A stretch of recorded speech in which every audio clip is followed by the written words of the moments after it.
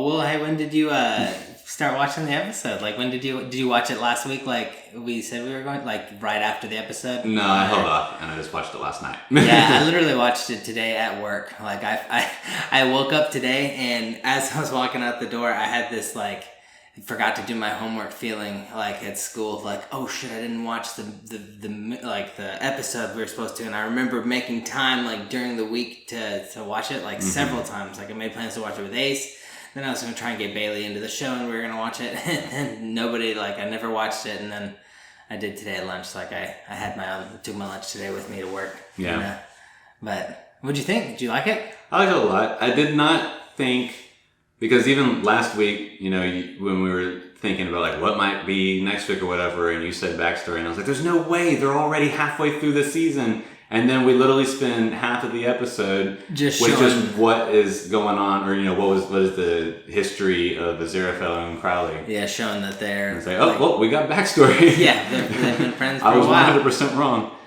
But I guess it was just like to, you know, illustrate everything that they've been through together, because then at the end of this episode, or at least Aziraphale, like, has it, and is like, we can't, you know, be friends where you can't have this arrangement. Oh yeah, Aziraphale's real weird about it. It sort of like breaks up, yeah. Crowley's much more like... And then it's just because he's like becoming overwhelmed by it all. Yeah. And so he just seems to feel like he knows or not. He's just like, as long as you don't say anything, I'm not going to say anything. And they don't actually check in on us, so we're not going to get caught. You know, he just like... I feel like Crowley, at least, whether he has it all figured out or not, he at least feels like he does. Right. I don't know, you think he's more powerful than other demons or angels, or do you think there is power levels, you know? Like, I know that's probably a weird question. Yeah, I assume that there are power levels. I don't know that it ever really gets explained at all. Like, a ranked list of who in would this win universe, or, you know, like in the Christian universe or anything like that. Oh. I mean, because you got like the, you know, John Hamm's character, the Archangel Gabriel. Presumably, he's the most powerful angel. Yeah. But I don't know. It's never explicitly said. Yeah, I guess that's why he's got the... I mean, he is, like, in charge, so I guess he's, like, figured at... Like, he's literally shown as supposedly, like, in charge, you know? Mm-hmm. Maybe, but not, like, he's... God is a woman in this one, right? Like, isn't it the voice of a woman? At least... Yeah, the Frances McDormand does the voice. That's cool. She's got a very, like, quizzical, like, voice. Like, I never really realized that it's actually the... Like, I never realized it's, like, the voice of God, which is probably, I guess, maybe not what you're looking for when you're looking for the voice. But, I don't know. I think everybody in the show is good. So, I'm excited for whenever we get the reveal for Benedict Cumberbatch. Right. I mean, we know who he plays, but... in the next couple of episodes. Although, I guess it could be something that, like, literally happens in the last episode. Yeah, kind of like how, oh, shoot, I forgot his name. Johnny Depp is in,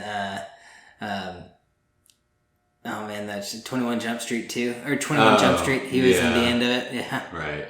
That's funny. But that's not like a big character reveal. It's just like a funny Easter egg at the end of the movie. And he's such for people who are really old. No, and he's such a big star now that it's like kind of like, oh, cool. Like, this is what I remember you getting started. And like if they did a Degrassi remake and Drake came on in a wheelchair or some shit. Right. Yeah. Like, how cool would that be? But, dude, honestly, I really liked I liked the first half of the episode. I thought I was going to like it way, way, way more than like the second half just because they had such different vibes. And really the first half was, like you said, it was all backstory and just Aziraphale and Crowley and learning the origin from Crowley to and they've been friends since like 8,000 years is how long apparently the Earth's been around, or how long did they... Yeah, well, I guess the events of the Garden of Eden... according to the timestamps that we get on the episode, was in 6,000 BC. It was only 6,000? I thought... okay, so what were all the things that they went through? Because they went through... It was they went through like all the major events. Yeah, it was Noah's Ark, Jesus... And then they were in Rome briefly. And what was going on there? I didn't understand. That was just them meeting up. Because it was only like 8 years later from the crucifixion of Jesus, the last time that we had seen him during this montage. So they just meet up in Rome or whatever. Okay. And then from there, the biggest time jump, they jumped to World War II. Well, they did the Knights, the Black Oh, Knight, you're and the right. White I totally Knight, missed but that, I yeah. didn't understand that one either, except for the like. I guess that was just to show that they multi-icon, made it to but- England, and then it's Was also there a Black and a White Knight that were famous? Like an well, infamous in like Black the and an story infamous of White King Knight? Arthur and the Round Table and all that, there is a Black Knight character that is the antagonist to So King that- Knight's that piece, makes to sense. King Arthur's Okay. piece. Interesting. And so that's what that is. And then after that is World War II, right? I think it jumps that far ahead after that one. Mm-hmm. That sounds right. Who is? I can't even remember the World War II one though. That was where was it Hitler? Aziraphale is meeting some like SS the spy. agents in a church It or was the whatever. spy, and And it's like a double cross and all this sort of stuff, and it's and just then funny. they drop the nuke. And then Crowley comes into the church, he's like jumping around, he's like, on the ground, can't do it. Yeah, that was cool, man. Every time Aziraphale needed saving, Crowley, like, I don't know if how he kept tabs on him so well, but he always showed up conveniently. Like, I don't know if they had I don't even think they shake on their deal or whatever, but did they shake on it when they made their deal or whatever, that they would I don't think help so. Not stay that I know of. stay out of each other's way but help each other? Because it almost seems like they have miracles on each other and they're kind of bound to each other because they always show up when the other one needs them. At least Aziraphale does, so he may just have pawns keeping better tabs than Crowley always shows up when Aziraphale needs him, so he might have better intel. But, I think that Crowley just cares more than we're maybe initially led to believe. I feel like that's what they're trying to lead us to seeing at this point, is that he just like actually cares about that. Or even if he doesn't actually care, let's say that he is full 100% evil, he sees the advantage of having Aziraphale owe him things and not have to go through the temporal disincorporation. I would be disappointed if that was how it came out. I don't think that's the case, but I think that very easily could be the case too. I just need to say that I think that it's a conscious effort on Crowley's part, whether it's because he's a little bit more altruistically because he cares about Aziraphale or whatever, which I think because he's now twice talked about how he didn't really mean to become a demon. It just happened for whatever reason, which would be an argument for the divine plan. But what is the divine plan? The divine plan is just the way that everything that has happened and is going to happen is a part of what God has designed. Okay, I got you. My bad. More or less. They even talk about it in this, it's always a reference to just God's going to take care of it. It's the divine plan. Like this has always been the plan. There was no way that it could ever otherwise be blah, blah, blah. But, so I think that he does just care about making sure that Aziraphale is okay. Yeah. And he probably, because we then at some point do find out, and maybe at different points they had different people that they were looking into, but their agents that they had told each other that they had is the same dude, the witch hunter. And they think that the witch hunter has an army of people, or at least like a network of and he 20 has nobody. people or something. Yeah, it's literally just him. So if they have always been trusting people that easily that don't actually have anybody. Yeah, they don't look into anything. They're just like higher ups, just like higher ups. They don't check. They're just as neglectful on it as the people that they're afraid of subverting. So if that's always been the case, then Crowley has never had a network of people even before the witch hunter. But then they also, in the first interaction when he first meets the witch hunter back in like the 70s in Soho, the way that interaction is presented to me felt like that was the first time Crowley even considered like, oh yeah, I could have people. I could make a person do something. Yeah. Right. Like I could have a network of people and that might be useful.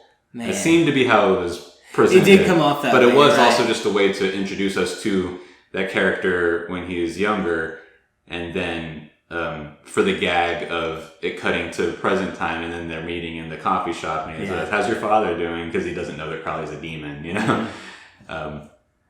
man, these episodes were just like the beginning, and just all the clips with like just very distinct notes of not just the Bible, but like parts in history. It was cool just because it was silly, I guess, they definitely made a joke out of all of it. And just like how, like, what did Jesus do to get put on the cross? Oh, he said, be kind to people. And it's like, oh, well, that'll get you. I'll do it. Yeah. And I don't know, it was just every time it was silly because Noah's Ark was funny too because it was like, oh, one of the unicorns got away. Like, don't worry about it. You got the other one. You still got one. Yeah. like he'll figure it out. But there were a bunch of people there with him too, so it was like, were they watching Noah and his family? Like, well, in the story, the people that live around Noah are going to see the spectacle of the ark. Because like, what is this crazy person doing? Oh, so they're part of just the mass. Yeah. So, but they made a joke how like God was only gonna watch, like he only killed those people, right? Like he didn't kill any of the others. Just people like in the general Eurasian area. Right? Yeah. But nobody on any other continent. Yeah. I thought that was funny. Just like it seems like they're trying to mix like they're having fun with the classic Bible stories for sure. It's definitely fun. It was never anything but a comedy. Oh, for sure. I actually bought the book. Oh yeah, yeah. I haven't. I do want to read it. Yet. I wish that I had burned through it before the show started. Yeah, I'm definitely. But at the same time, I'm also fine just taking it as it is as a show. Yeah, I'm waiting for the show for us to finish the show, and then I'm gonna read it because I don't want to know too You're much already in it, yeah. so why taint it with? Right. Well, not taint it, but why influence it with a different version? I can make of it like you two different experiences. Yeah. It was funny because the first half of the show, excuse me, of the show, it's all Crowley and Aziraphale, and it's all their back history, and it's just showing them, and then it shows that I guess Hitler knew about the witch book somehow. Or no, the Russian spies knew about the witch book. They were German spies. The German spies. Why did I make them Russian? The German spies knew about the witch's book, which is the first sign of in their knowledge, at least of other people knowing about it, because it seemed like Aziraphale knew about the book. Yeah. He had known about it almost since its creation. Yeah. How did he know? I wonder. We don't know. Man, who knows? But yeah, it was just funny because Aziraphale and Crowley, I don't know if the actors don't have much of an accent or if I just don't notice it very much on them. But then when the actor that plays oh shoot, how did I forget his name? The kid. Adam. Adam, thank you. When they have Adam, he's got the strongest accent, dude. It's almost comically strong. It's I was laughing. He was good though. I think he's and I don't know how much of this is on purpose by any of the actors, but he's just a country kid. Oh really? Just well, I don't know about his character. Adam is just a English country kid. They live in a small little town. And then Crowley and Aziraphale have been in, potentially a million different places, for several million years. Yeah. And so, their accents would potentially, it wouldn't be hard London or anything like that, Yeah. It would be, I would imagine, difficult to not get away from other places that you had experienced and lived or whatever, but then also they are sort of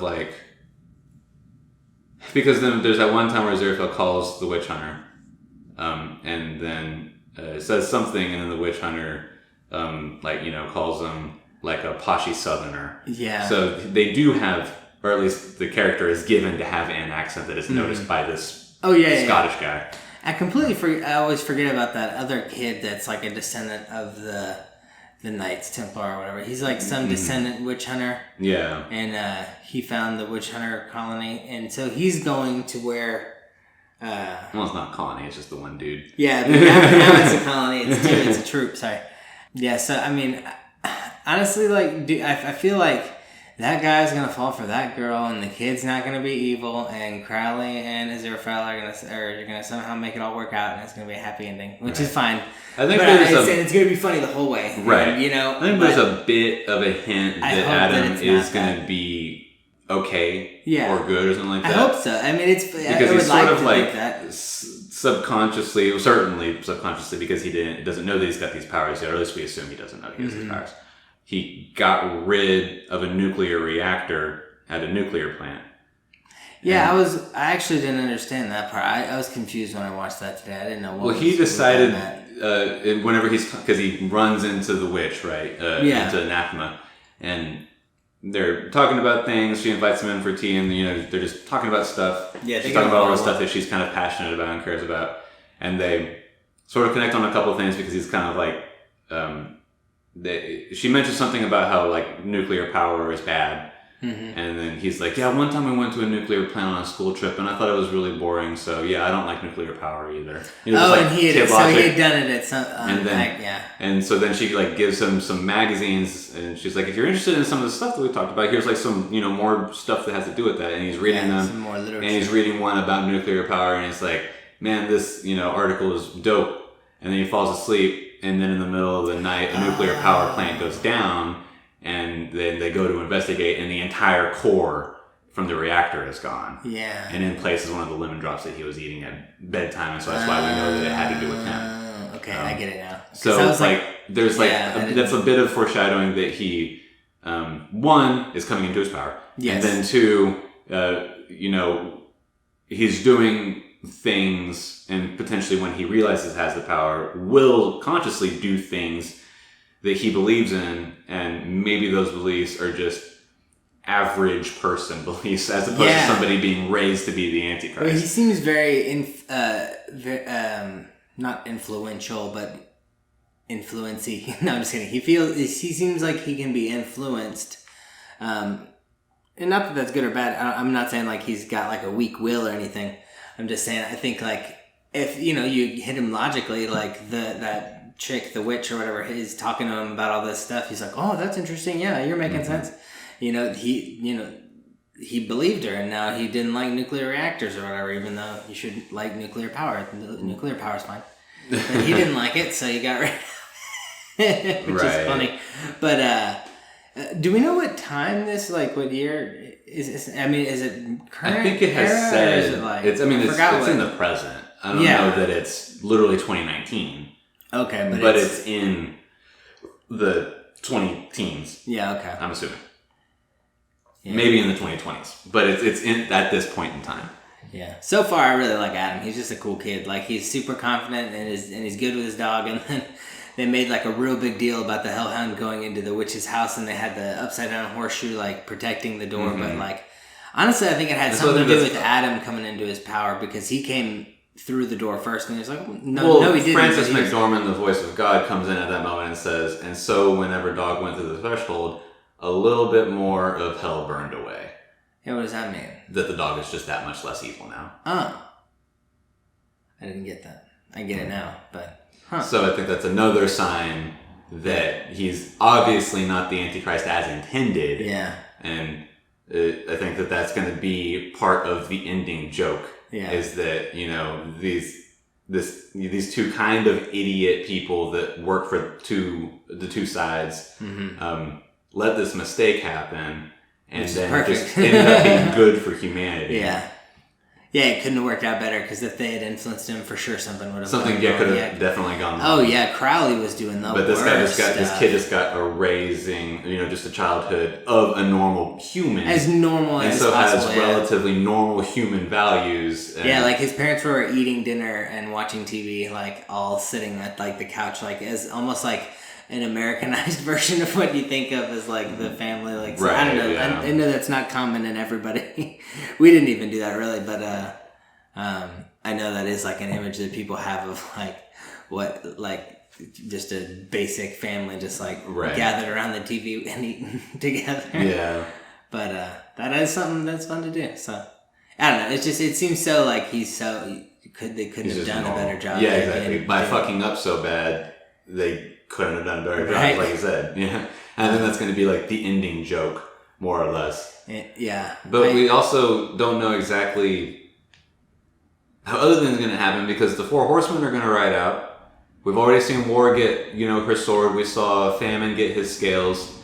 So they're going to work, and then we'll see what the other two, do. I'm assuming over the next 2 episodes we'll see them, and then the 6th episode will be the climax of everything. Everybody comes together and realizes that the Antichrist isn't the Antichrist. Yeah. And what does that mean? Do we all just pick up our ball and go home, or what? Yeah, it doesn't seem like it would be that hard to find him, but I guess they have nothing to go on, literally. Yeah, there's definitely more than once Crowley says that the part of the Antichrist thing is that people just don't suspect him of anything. Yeah. That he's just, blends into everything, and that's, part of, the spell or whatever it is that's imbued upon him. It was funny, the little little part they had with Dog, how he was like threatening that cat, and he used his like demon eyes. And it just didn't work like it normally did. It used to work, but ever since he transformed, it was just a silly little. Right. Yeah, I'm excited to see if he he will come into his power, but to see what he does with it. Because can you live a normal life like as the Antichrist, like ending the world, like at the apocalypse? I imagine not. Yeah, probably won't live a normal life as the Antichrist. Can't go to heaven, probably. No, probably not. Even if you're good, the Antichrist get to go to heaven. That's so funny. So ironic. I'm Will Hedrick. And I'm Jordan Schaffer. And this is Dog Ears and Timestamps, a Good Omens podcast. Episode 3, Hard Times. Dude, this episode was... Dude. You know what this episode had? A title card in the middle of the episode, 30 minutes in. Just like us. Boom. But heaven sounds so boring, too, so it sounds like, Earth is heaven. Listen to the sound of music the whole time. Yeah. It sounds awful. The sound of music. Hell yeah. The only time that was dope was when we played it in band. And that was only kind of dope because we did it once a year. Right. And we barely practiced it. And for some reason, we were really good because it was probably not that hard of a song. It's not. But everybody gets a solo. So, well, the seniors get a solo. But everybody got one. Every section. Well, every section had one. Only the seniors would play it, though. Yeah. Man, I think it would be funny if we see the American kid, like if he turned out to be like super bratty or whatever. We must have to see him again because the Satan side is moving that kid into Megiddo to start Armageddon, in confluence with the Four Horsemen, getting their summons and meeting there as well. So that part of the plan is in motion. So whenever it then cuts to that for the reveal to Satan that, oh yeah, this isn't the Antichrist, we'll probably see him at that point. Yeah. Well, and it seems like all of Aziraphale's, like the angels, I forget their names, but it seems like they're starting all to think suspect something. Well, they all think that it's the ambassador's son still, but then Aziraphale tells them, maybe I don't think they believe them, right? I don't think that they didn't believe him. They believe something else is going on. Oh, gotcha. Because then we get that cut back to John Hamm talking with whoever that female angel is. Yeah, with weird gold chunks in her face or whatever. It's like, that's not cool. Sorry, go on. I didn't mean to interrupt you, sorry. He's like, what do you think all that was about? And she was like, well, he's weird. He's been down there too long. And then he's like, yeah, I don't know. He says, I don't know anything about all this, hypotheticals. So he's suspicious of what Aziraphale is doing. Mm-hmm. And then whatever his name was, the bald one with the weird gold teeth thing, his name was like Sopharon or something like that, the one who was at Sodom and Gomorrah. Mm-hmm. He's like, I don't trust him. So they suspect something now. Yeah. What it is, they probably suspect that maybe Aziraphale, or this is what I'm going to say, they probably suspect. What do I actually know? What I would imagine is that they suspect he is right about the Antichrist not being the ambassador's son. Mm-hmm. But him saying, what if hypothetically Crowley fucked up? They think more likely, there is no hypothetical. You know that that's not the Antichrist, and you probably know where he is, and you're just trying to cover your ass. Yeah, we need to find out what you're doing. Yeah, to me it seemed like he was kind of scared that they would just kill the Antichrist. Like, it doesn't seem like he wants to kill him at all. Otherwise, he would have just done it. Well, they're not going to kill the Antichrist because they don't believe the plan will work anyway. Yeah, you're right. Dang. But and it's interesting that, and it's just because he's so good that he can't help himself but, do what he perceives to be the right thing. But it's interesting that, knowing that they don't care about his little personal mission foiling the Antichrist, why would he continue to report to them about it with any truth-telling at all? I got you, yeah. And why did he think that he needed to... Because they didn't call him in for that report. He called them and said, I have something really important that y'all should know. And they were less than impressed. Yeah. Obviously. And so it's just... like a strange decision, but again, with just how helpless he is at not being really good. Yeah. He wouldn't do that, obviously. Well, it'll be, man, I don't think a whole lot didn't really happen in this episode, but it did just kind of give us more, I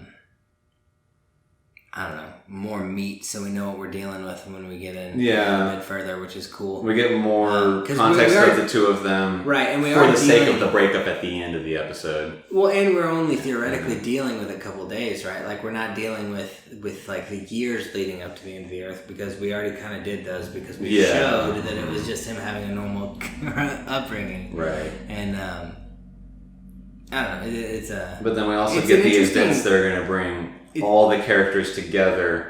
Yeah. In whatever the name of the little English town is, I can't remember. That's going to bring the witch hunter kid, the witch, obviously Adam, and then Crowley and Aziraphale all together into the same town to get on to the same page with each other story wise. Yeah. And then I love the big meetups. Yeah. There's a lot of people to bring together too.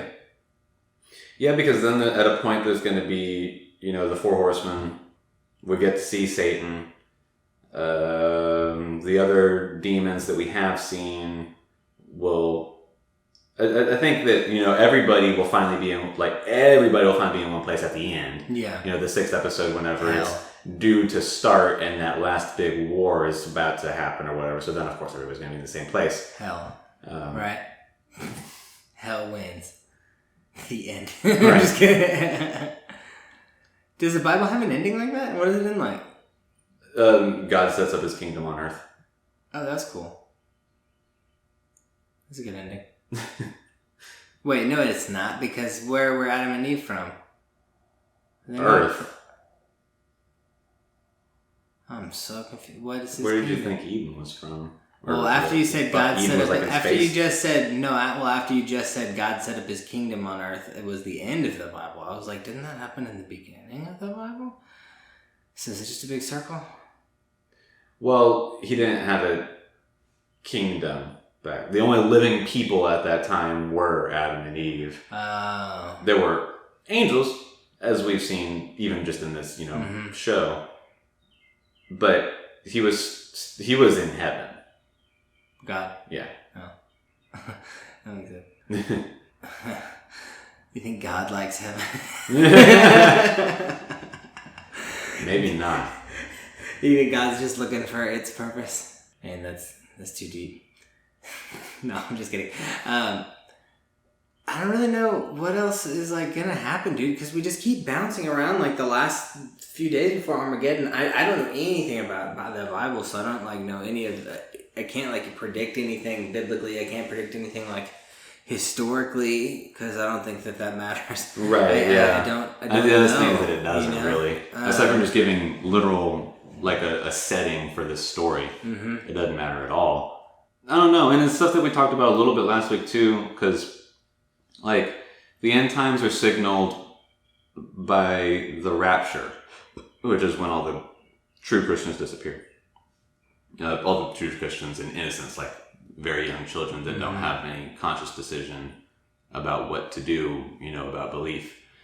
And then, at that moment is when everything starts. Very shortly after is when the Antichrist rises to power and establishes the one world government. And then, the persecution of Christians, all the people that follow the Antichrist get the mark of the beast on them. And all this stuff, it happens over the course of a very long time, years and years and years and years. And then at some point, the 144 Jewish martyrs come back to earth to try to rescue the persecuted Christians. And then that is sort of the start of the final actual battle between heaven and hell. Dang. And then heaven wins. And then God sets up, he just, brings the castle down from heaven to earth, and then eternity happens from there. Heaven on earth. Yeah. That's where we are. Just like that song. by what's her name? Billie Eilish. Billie Eilish. No. Not Billie Eilish. Man, I already said I bought the book, but I'm excited to read it, and man, I can't wait to watch the rest of it, dude. Like I know we basically said what we kind of expect is going to happen. I mean, obviously there's going to be a big meetup at some point, at least a partial meetup of everybody, if not a meetup of everybody at the same time. They're going to have to deal with, I feel like, the end of times, probably, like whether they come out of it or not, we'll see. But I think the joke is that nothing happens. Yeah, there is no end, and even God's wrong. Belinda Carlisle was who I was thinking of. She sings a song. What song? Who knew heaven is a place on. Oh, I know that. Okay. Don't sing anymore. We'll get yeah, we're gonna get stricken. We'll get sued. People will cut that clip. Right. And use it for their sound to listen to that song. Oh man. Why do you think he changed from Crowley to Crowley? Just nothing. Just silly. He seemed to, at least the reason that he gave was he didn't like the way that Crowley sounded, because it was like creepy Crowley thing. Yeah. Well, you were a snake, so it sounded like meh. Yeah, you're a Crowley. Gross. Yeah. Are snakes Crowley? I guess so. Ew. What are they doing? Are they crawling on the ground? They slither. Ooh. I think is the actual term. Slither is not a name, though. Although if you get microscopic with it, they are crawling. Yeah, I guess so. But, yeah. They have their own action called slithering. Yeah. Well, them and worms. Some worms. Dude, I can't... Crowley's eyes are the best. Every time he like opens them and he's got his snake eyes still, it's like, dude, that's so cool. Right. It just looks good. I think they're doing a great job with the show. I'm almost excited that there is... that we don't think there is anymore. That there's going to be a full conclusion at the end of the 6 episodes. Mm-hmm. Well, it ends at the same place that the book ends. So, yeah. They've and said, if there's just one... Then they could potentially... Neil Gaiman did also say that him and Terry Pratchett had ideas for a sequel that they had talked about before, but never actually did it. So, conceivably, there could be a second season that uses some of those ideas, gets some new ideas, or whatever it is. But if the story is already self-contained and, doesn't need anything else, then yeah, this might just be it. Yeah. I mean, I guess, or... I wonder how they would do a sequel if they do it kind of like Terry Pratchett was pretty big. Well, he did Discworld, so he did Discworld, which was just, it seemed like one universe, a bunch of different stories. Yeah, I think that there's, from what I looked up of it that one time that we were going through a bunch of different things, it seemed like if there was ever any continuous storylines in the Discworld universe, it lasted for maybe 3 books. And that was it. Of the 800 that are out there. I read one Discworld book and it was so weird. Yeah, I don't see how another story without these characters would matter or be even interesting. I mean, if they made a sequel, maybe it's just the two of them being goofy and doing something in a similar vein, kind of like how The Office and Parks and Rec are similar, but they're not sequels. It definitely depends on how this ends. Does it end with just Armageddon just being nothing? Right. Like nothing happens, or does it continue on, just not like in the way that everybody was expecting? Like, do we then end up going into, a very long war where, half of humanity dies and stuff like that? And so then, conceivably a sequel would be them going through that process. It really is all about how it ends, and not having read the book, I have no idea. It's so weird serializing it ourselves too, man, because forcing ourselves to not watch all of it, because I definitely would have watched the next... Well, I imagine I would have finished it by now. Oh, I would have finished it by now. Because now it's been 3 weeks since we started. Oh, dude, I remember watching episode 2 and not wanting to stop and thinking I definitely would have binged episode 4 or 5 by now. I think I would have finished all 6, honestly. It's not that long of a show. Right. So, I can't wait to... We're already over halfway through. I think, honestly, just to keep myself satisfied, I might rewatch, episode 1, 2, and 3, and then do 4 later on in the week whenever I catch up, and then because we'll be reading the new book too later this week. But so it'll be fun to kind of, I think, rewatch it and see if I don't catch anything or see anything new. I might even watch the 4th episode and just rewatch all 4 But I think I'll just watch 1, 2, 3 and then the new one later. It's funny though too, because like I don't have time. Sometimes it's not that I don't have time. It's funny how I have like the time, or I made the time to binge watch it that one day, but then like I kept forgetting until literally today at lunch. You know, I set aside time at lunch to watch the episode. It's funny how like making ourselves serialize it, like there is no telling when I'm gonna take in the next episode. It's like not necessarily the way. I mean, it's just such a random way I feel like to watch a show. Like I know people do it just on accident too. Like I'm just gonna, oh yeah, I've been watching that show. That is a good show. I forgot they keep watching it or whatever. You know, right? Yeah. Like I got caught up in the game or whatever. You know, something else was on. You know, so, right? Because it's like a fake serialization that we're right. doing, where it doesn't air on Sunday night at 8 p.m. like Game of Thrones. So there's like a date to be there to watch it. Whereas it's just like watch the next episode between now and the next week that we record. Yeah, the people only one person that I've told about the show so far has like watched it, and he watched all of it, and we can't talk about it at all because he's definitely going to influence what I know about the show. But I don't know if I feel like it would be funny to listen to us talk about it and just like not know and just like I don't know. Yeah. I like that. I like that it's just like especially because we're like, I know this is kind of silly sounding, but like I feel like we're a little different every week. You know, we're in different moods or whatever, so we don't just binge watch it when we're super in the mood for the show. We just like we're watching it every week. We're thinking about it weekly. I was thinking about the show this week. You know, like I like this show a lot. You know, like I was thinking about just what's gonna happen, and I wanted to watch it, and I kept forgetting or something else happened. I think I told you I found out I had an apple tree. I didn't even know I had an apple tree, so that was funny. But so I was caught up in the tree, I guess. But no, apples will do that. I'm excited to see what those are too. I'll keep you posted. But yeah, dude, I feel like that's probably pretty much everything, right? Like, what do you think? I mean, I don't know what else is in the sode. I'm just kidding. The episode. That's it. You think Dog's gonna have a super crazy like? I hope he doesn't die. Do you think he's gonna die though? Just for a little bit of I don't think there's gonna be any like people dying and tearjerkers that way. I think they're just gonna get emotional because the kid's gonna say something super cute or somebody's gonna do something cute or I don't think anybody's gonna die for some reason. It's too funny. It's so funny to kill off one of the characters that we're following. You know? I want it to just kind of almost end like just super happy, like nothing happens, no Armageddon, just cliche, like oh well y'all diverted it on accident, you know? Right, yeah. It all worked out.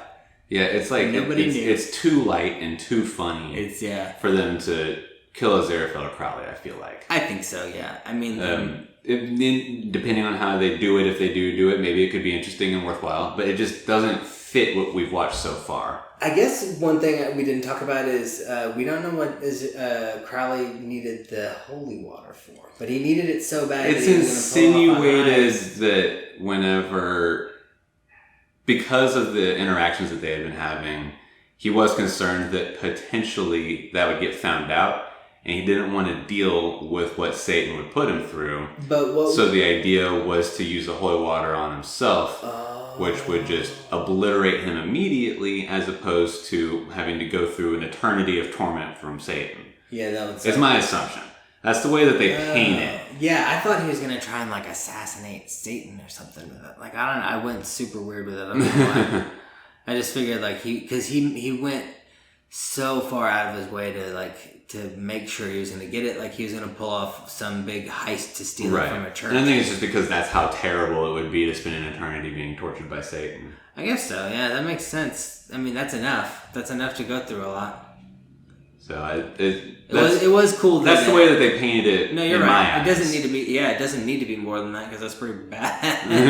That's what heaven and hell are real. That's like what we're trying to avoid. Right. Yeah. By being good, just the eternity in heaven. Okay. Well, I guess it might be interesting to see if that holy water ever comes into play. Then, just to know that he has it. With them having spent so much time on it, this episode, it must come up again. It'll come up. And it'll be interesting to see that whenever it does come up, it's not actually holy water. Aziraphale just, tricked him. Oh, you don't think it's holy water? Because Aziraphale doesn't want him to have it because he thinks that the total obliteration that would bring him is a horrible thing for someone to do, not just like to themselves, or even to experience, because maybe it's totally painless, but just like to truly stop existing. Oh, that's so going to be what happens because he's definitely going to pour it on himself. Yeah. That is so funny. Or he's going to be what happens. You're throw right. it on someone else or something like that, and nothing's going to happen. So be like, you fucking lied to me. That would be funny too if he threw it on somebody important and evil. Right, like Beelzebub or something like that, and it just does nothing. It's fucking Aziraphale. That would be hilarious. Fucking lied to me all these years ago. Especially because he said, oh no, that's really good holy water. Like almost like I made it myself. That's how good it is. But, yeah, man, honestly, I know I said last week, I'll probably go home and watch the next one right when I get home. But, I don't have anything going on. I feel like I might at least start on episode 1 and try to, pick and gnaw at the episode. Or at least put it on in the background while I make some dinner and then, kind of get in the mood for it. Because it is a really funny show. And it's got a lot of... They put so much into it, man. Like I was saying, there's stuff that I for sure missed, Right, So I guess watching it while cooking might not help me catch extra stuff, but watching all of it again I think will be fun, even if I just kind of for sure partially intake what I've already seen and then full. Even just to hear the jokes in the background. It's worthwhile background noise at the very, very least. And I think it's a good show, so maybe I'll get other passerbys. I'll play it out the window for the neighbor. Hey, watch this. This is a good show. Right. But, I guess, is that it? I guess so, yeah. You guys know where you guys know where to find us at ears_stamps, and then dog ears and timestamps at gmail.com. Yeah, we'll see y'all next week with I guess, man, I make this correction every single week because I get ahead of myself. We'll see y'all in a couple of days with the final episode of Bringing Me Back. And then after that, and then with the new book that we're starting, The 7.5 Deaths of Evelyn Hardcastle. Yeah, that'll be a fun That'll book. be a new book for next week, so get ready for that. You'll hear us talk about the fact that we chose it in a couple of days. Yeah, no, good reminder. I need to buy that book. So I'm excited for that reading, and honestly, I'm very excited for the next episode. Dude, I don't know if we've said it on the podcast, so I won't say it yet, but I'm kind of excited for our next show that we're going to watch too. So, I don't know if we've officially decided yet, but I know what we lightly talked about. So right, maybe we'll it's definitely not that I have another show in the running, but if I did, it would be top 2 for sure. Right. For I would love to discuss. do My Hero Academia though, but that's not coming on for a long time. That's the next season starts in August, I think. Yeah, so we got some time. Yeah. But in any case, we'll see y'all with all that. I'm Will Hedrick. I'm Jordan Schaffer. This is Dog Ears and Timestamps.